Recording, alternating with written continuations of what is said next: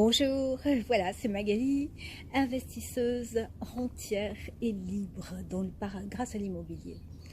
Voilà, si vous voulez donc vous abonner à ma chaîne et puis apprendre comment il faut faire pour devenir rentier, eh bien cliquez là sur le bouton, vous verrez, comme ça vous ne raterez aucune vidéo.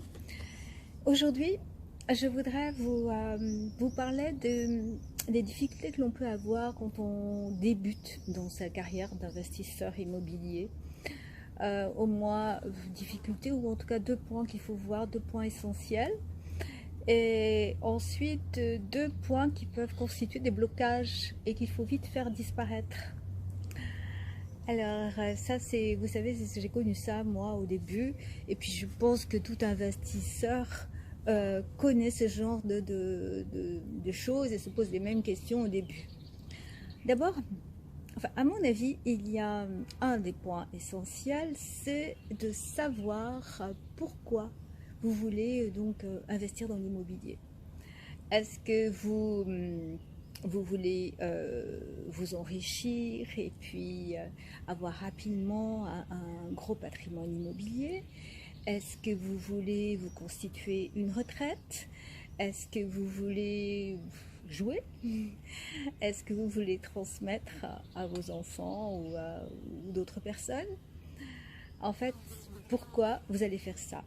Parce que est-ce que tout ça, ça va justifier quand même la prise de risque de faire un crédit pour bénéficier de ce levier, de cet effet de levier, ou plutôt la prise de risque, un crédit certes, mais c'est quand même une prise de risque tout à fait raisonnable, je trouve, mais une prise de risque quand même, puisque ça peut stresser certaines personnes. Et ensuite, c'est aussi vous occuper de gérer ces biens qui sont en location, soit vous-même, soit de déléguer. Savoir à qui déléguer, c'est pas non plus si simple. Donc, il faut savoir vraiment que tout soit clair pour vous, que vous fassiez les choses en connaissance de cause et surtout avec l'envie de le faire. Premier point. Ensuite, le deuxième point que vous devez donc ne pas oublier, c'est qu'il faut se connaître quand même. Quel est votre caractère? Ça sera plus ou moins facile pour vous selon votre caractère, bien sûr. Moi, vous voyez, je suis une fonceuse. Moi, j'ai toujours aimé investir, j'ai toujours aimé avoir des projets, commencer des choses, et puis les mener à bien. Pour moi, c'est un jeu, c'est le jeu de la vie. Hein, je vous en parlais et je vous en parlerai encore. Donc, mon caractère, c'est de foncer. Donc, il s'agit de savoir quel est votre caractère. Est-ce que vous êtes quelqu'un de fonceur ou est-ce qu'il va falloir que vous vous poussiez un peu pour passer à l'action? Parce qu'en fait, au plus vous attendrez, au moins vite, disons, se fera votre patrimoine immobilier, évidemment. Hein. Alors, bon, c'est vrai qu'il y a des gens qui sont hésitants dans la vie, et ils seront hésitants dans tous les domaines, hein, que ce soit pour choisir leur partenaire dans la vie, hein, pour se marier, pour avoir un enfant, pour divorcer, ou même acheter un vêtement, acheter un canapé. Ils vont hésiter pendant des jours, et puis après, soit la situation va pourrir, soit ils vont laisser passer une occasion, et ce sera bien dommage. Donc, il faut pas trop, il faut prendre le temps de la réflexion, certes, il faut poser toutes les questions en avant.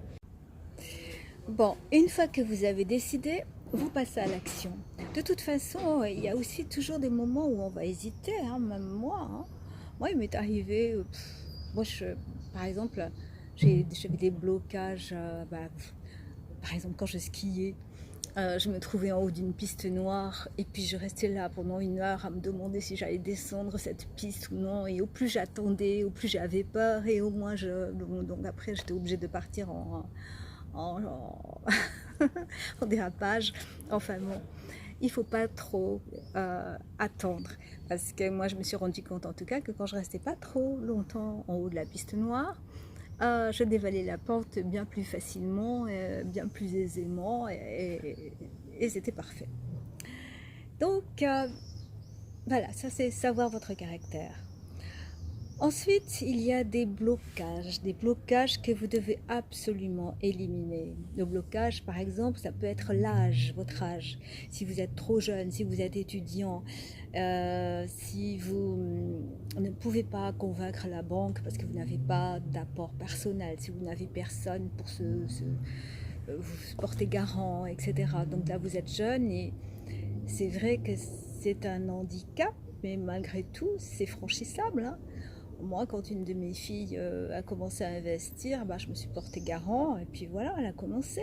Donc ça arrive, il y a des parents qui le font.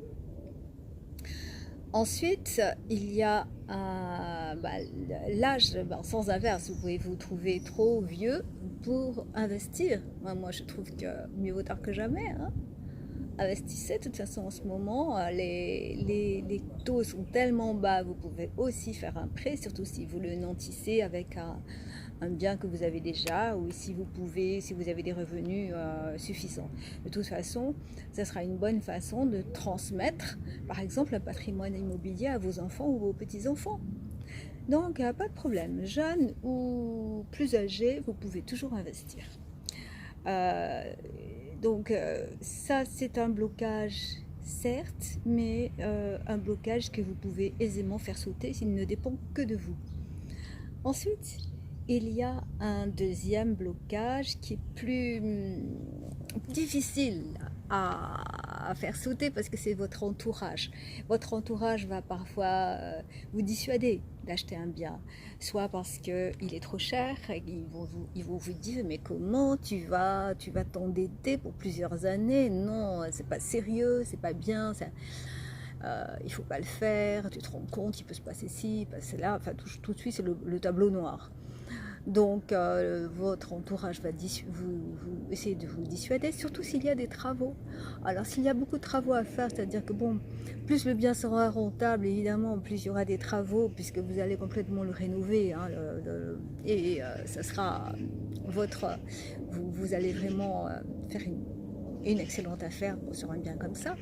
Donc, mais ça sera difficile de convaincre votre entourage ou au moins de leur prouver que vous avez raison. Mais après tout, est-ce que vous avez vraiment à prouver ça? Vous êtes grand, hein, vous êtes majeur, vous faites votre prêt et puis après, justement, vous serez bien fier de montrer que vous avez eu raison d'investir dans ce bien et de faire tous les travaux. Donc au contraire, pensez que vous allez leur prouver que vous avez raison et ça va vous donner des ailes. En tout cas, moi, ça m'a souvent donné des ailes. Bon, alors, donc faites sauter ces deux blocages, voilà.